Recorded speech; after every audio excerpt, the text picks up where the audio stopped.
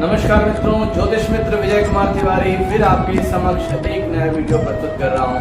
मित्रों, श्रीमद् भागवत गीता के लगातार क्रम में दूसरे अध्याय का जो तीसरा वीडियो है मैं आपके सामने प्रदर्शित कर रहा हूं। मित्रों, भगवान श्री कृष्ण ने अर्जुन को मोक्ष का उपाय बताया कि जो मनुष्य इंद्रियों के निग्रह में रहता है, यानी जो इंद्रियों को अपने वश में रखता है और इंद्रियों के नियति में नहीं रहता, वही मनुष्य मोक्ष की प्राप्ति करता है।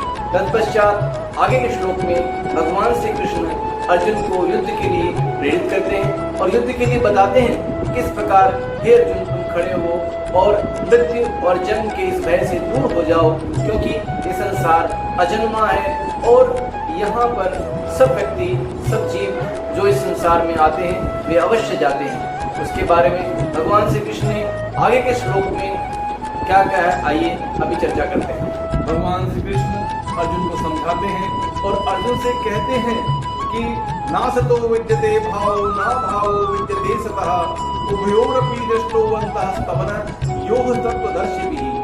हे अर्जुन, इस संसार में असत का वास नहीं है, यानी कि असत जो है विद्यमान नहीं रहता और सत्य का सबको ज्ञान है कि सत्य तो हमेशा सदैव रहता ही रहता है। इसलिए असत्य को न जानकर, असत को न जानकर और सबको जानो। भगवान श्री कृष्ण कहते हैं कि मृत्यु के भय से ऊपर उठो और युद्ध के लिए तैयार हो जाओ।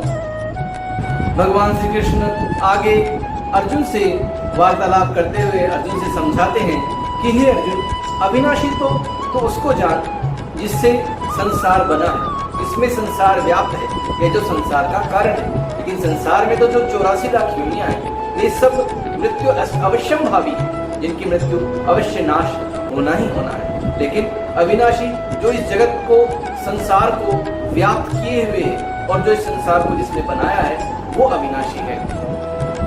भगवान श्री कृष्ण अर्जुन से कहते हैं कि अविनाशी तो तद्विद्धि येन सर्वम इदं ततं विनाशम अव्ययस्यास्य न कश्चित् कर्तुम अर्हति। यानी भगवान श्री कृष्ण कहते हैं कि इस संसार में जो संसार को जिसने धारण किया हुआ है, जिसने संसार को बनाया है, उसको अविनाशी जान।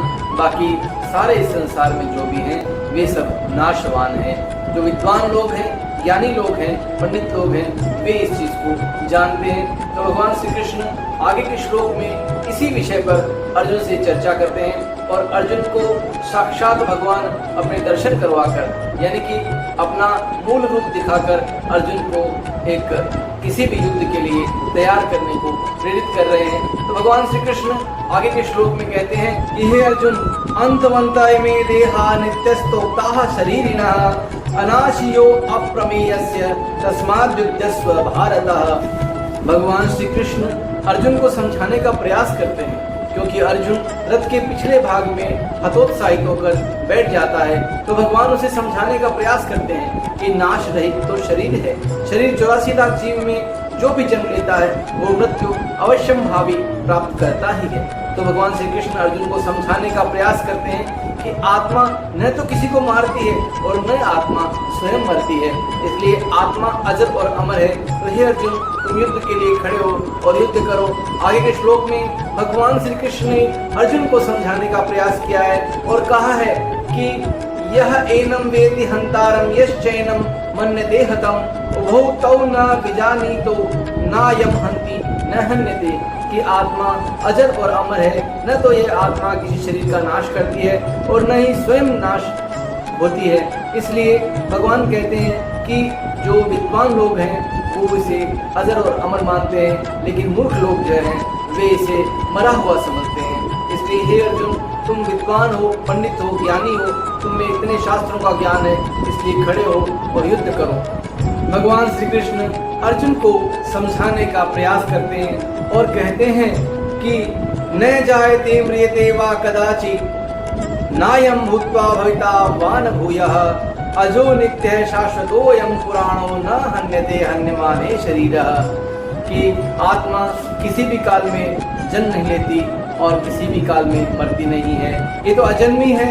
सर्व समय यानी हर समय आत्मा अजर और अमर रहती है, विद्यमान रहती है, न शरीर का नाश करती है और न शरीर इसका नाश करता है। आत्मा नित्य, अजर, अमर और सनातन है। इसलिए आत्मा को तुम सनातन समझो और शरीर को मृत समझो। इसलिए हे अर्जुन युद्ध करो। भगवान श्री कृष्ण अर्जुन को भांति भांति के प्रकार के ज्ञान प्रदान करके और उनके जो अंधकार के चक्षु खोलने का प्रयास कर रहे हैं, क्योंकि युद्ध के बीचों बीच जाकर जब अर्जुन रथ के पिछले भाग में बैठ जाते हैं तो भगवान भी हतोत्साहित अर्जुन को एक उत्साहन भरा संदेश देकर श्रीमद् भागवत गीता का सांख्य का उपदेश देकर, क्योंकि दूसरा अध्याय जो है वो सांख्य योग के नाम से कहलाता है, जिसमें भगवान श्री कृष्ण अर्जुन को जीव और आत्मा और शरीर के बारे में ज्ञान प्रदान करते हैं, जिससे मनुष्य भी इन भव बंधनों से छूट जाता है और अपने मोक्ष की प्राप्ति करता है। भगवान ने इस सांख्य योग में मोक्ष का सरल और सहज उपाय बताया है, जिसे हर मनुष्य को पालन करना चाहिए।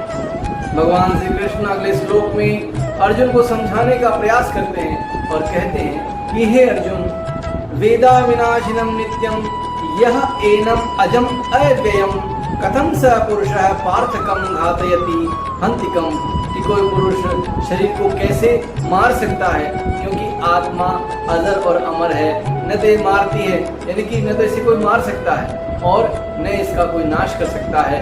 इसलिए आत्मा अजर और अमर है, शरीर मृत है, शरीर को किसी प्रकार से जो है क्षीणता जो है वो तुम्हें दोष नहीं लगेगा, इसलिए उठो और युद्ध करो। भगवान श्री कृष्ण अर्जुन से फिर समझाने का प्रयास करते हैं और कहते हैं वासांसि जीर्णानि यथा विहाय नवानि गृह्णाति नरो अपराणि ये तथा शरीराणि विहाय जीर्णान्यानि संयाति नवानि देहि।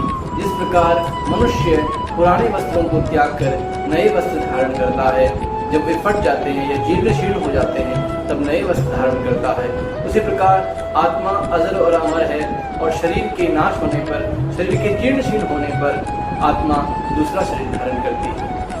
भगवान श्री कृष्ण अर्जुन को समझाने का प्रयास करते हैं ये शरीर अजर अमर नहीं है, आत्मा अजर और अमर है, शरीर नाशवान है, इसलिए युद्ध के लिए तत्पर होकर खड़े हो। और भगवान श्री कृष्ण आत्मा के अजर और अमर अस्तित्व को बताने के लिए कहते हैं कि नैनम छिन्दन्ति शस्त्राणि नैनम दहति पावकः न चैनं क्लेद्यन्त्यापो न शोषयति मारुतः, कि आत्मा अजर और अमर है, न इसी नैनम छिन्दन्ति शस्त्राणि, न इसे कोई शस्त्र छीन सकता है, नैनी दहतम पावकः, और कोई अग्नि जला नहीं सकती, कोई जल बहा नहीं सकता और कोई पवन गला नहीं सकता। ये आत्मा अजर और अमर है, इसलिए शरीर को मृत समझकर युद्ध करो। सांख्य योग के माध्यम से भगवान श्री कृष्ण अर्जुन को फिर कुछ श्लोकों के माध्यम से समझाने का प्रयास कर रहे हैं और आत्मा के स्वरूप को बतलाने का प्रयास कर रहे हैं। तो भगवान श्री कृष्ण अर्जुन से कहते हैं कि हे अर्जुन, अच्छेद्य अयम अदाह्यो अयम अक्लेद्यो अशोष्ययम एव च नित्यः सर्वगतः स्थाणु अचलो अयम सनातनः, कि आत्मा सनातन है, यह अच्छेद्य है और इसे कोई दोहन नहीं कर सकता, अदह्य, इसे कोई जला नहीं सकता, इसे कोई जल बहा नहीं सकता, इसलिए शरीर को मृत समझकर युद्ध के लिए तत्पर हो जाओ। तो मित्रों, आज इस अध्याय में यहीं तक ही, आगे के श्लोक की लिए चर्चा अगले वीडियो में करेंगे। तब तक के लिए धन्यवाद। मित्रों, जिन मित्रों ने अभी तक सब्सक्राइब नहीं किया है वे सब्सक्राइब करें, लाइक करें, शेयर करें और कमेंट की मैं आपसे आशा करता हूँ कमेंट भी जरूर डालें। धन्यवाद। जय हिंद।